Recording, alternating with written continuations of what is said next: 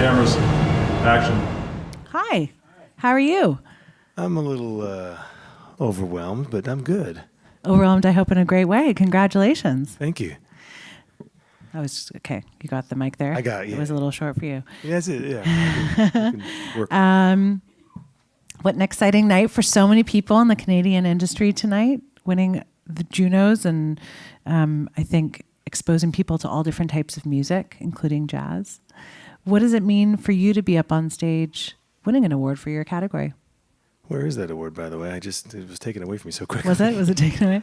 Hopefully someone's holding on to it. I'll get something later. But no, it was quite heavy anyway. So, no, you know, I was thinking about that because jazz to me is I mean, aside from winning an award, it's like I think of jazz really. I mean, recently been kind of geeking on Elvis Presley's music, and because I kind of slept on him when I was a kid. But you know, I think the jazz is at the root of so much of our popular music today that sometimes maybe that's missed a little bit in sort of the conversation, and I guess as someone whose life is, you know, steeped in that, it's like it's wonderful to kind of have that work be recognized because, you know, I'm in it all the time, but people maybe don't, you know, have that engagement with jazz. Yeah. I know you worked with a 10-piece ensemble on the Seasons of Being. What does that energy feel like when you're playing with so many inspiring musicians? Oh, it's awesome. I mean, they were all close friends and colleagues, so there's a comfort level as far as that, but it's still somewhat intimidating because they're all looking at you to sort of expect, you know, kind of really clear direction, and you have to deliver it because they're kind of, what do you want us to do? But in a lot of other ways, it's very powerful because in jazz, there's such an explosive, improvised quality that you don't know quite what they're going to do with what you've given them. So you have this variable that's, you know, it's fresh every time, and yet you've given a script, but you don't know how they're going to interpret that script every time. It's exciting. Yeah. Do I have any questions? Rudy?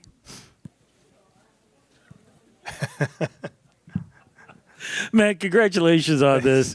You know, we were talking earlier the first time about a week ago or so, and can you talk about, again, the recording of this album and how it came about? And then what I mean, though, is because I thought it was more like a sessions kind of album. You're like, no. It was really bringing together individuals, and something beautiful came out of this. Well, okay, I'll try to keep it brief, but it was about 9 years in the making, or 9 years from now. I guess it was about 6 years in the making from point of view of I started having lower back problems, and that led me to homeopathic healing. And through that, I got an idea about wanting to just use homeopathic diagnosis to write music for individual musicians and kind of taking their emotional personality into consideration for how I composed for them. So it was this very long arc of studying the people that I chose to be in the ensemble.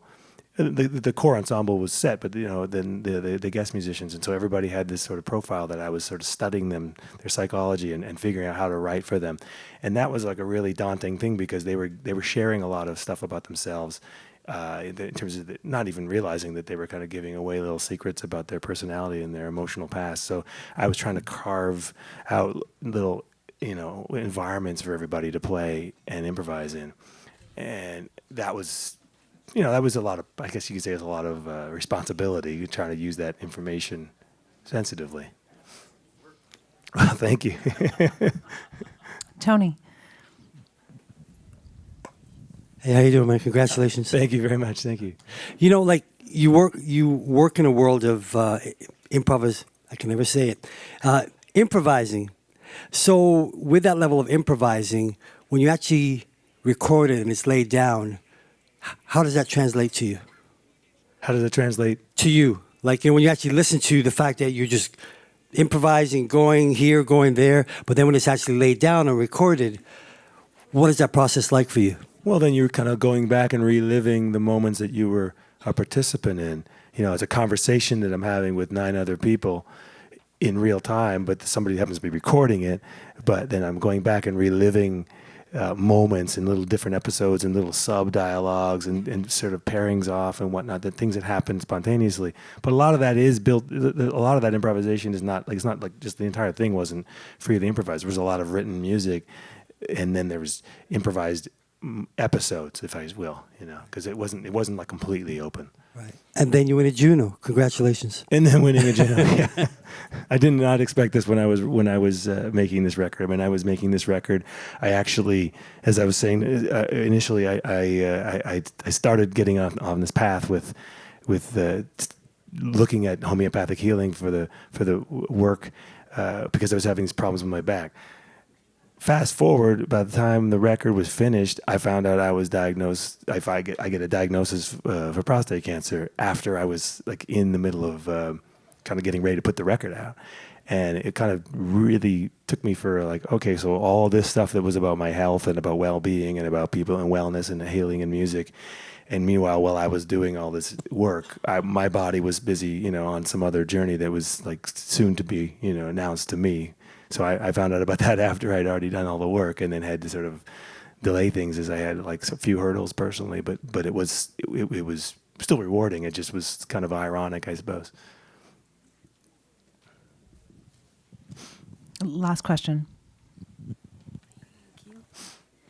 Heather Banbrick from Jazzcast. Hello. Good to see you. Good to see you too. Congratulations. Thank you. Those of us who are in the jazz world know that, it's a large umbrella, but there's a lot of other stuff going on underneath it stylistically with cross-genre stuff. Where do you see your music going in terms of, in those terms, in terms of, branching out into other styles, bringing in other genres? Where do you see your music going, or even jazz itself going in different directions going forward? Well, jazz has always been doing that, right? Jazz has always been pulling from different styles, and I've been doing that pretty much almost my whole recording career, really, when it comes down to it. I think I got a little bit more pointed at it as I started to take ownership over how I would make collaborations with artists from different cultures and different musical traditions. And I think that many musicians in my generation and generations that have come after me are, they're exploring that, because I think we've all been given license to sort of explore this kind of fluidity. It might have seemed a little bit less common maybe 50 years ago, but now it's like everyone is kind of excited about doing that, because we just have this spirit of fluidity, I think, and it's a wonderful thing. I mean, it maybe makes it a little harder to kind of pigeonhole things, because you're like, well, there's so. I mean, I listen to this record and I think, my God, there's so many elements of different music that's in this. And it's not like a conscious thing anymore, because it's like you get used to just sort of pulling stuff out of the cupboard and saying, okay, well, what do we want to cook today? And it's like, well, I have all these ingredients. Let's make something interesting with this palette, and kind of hard to resist. Thank you. Thank you very much for joining us. Congratulations again. Thank you.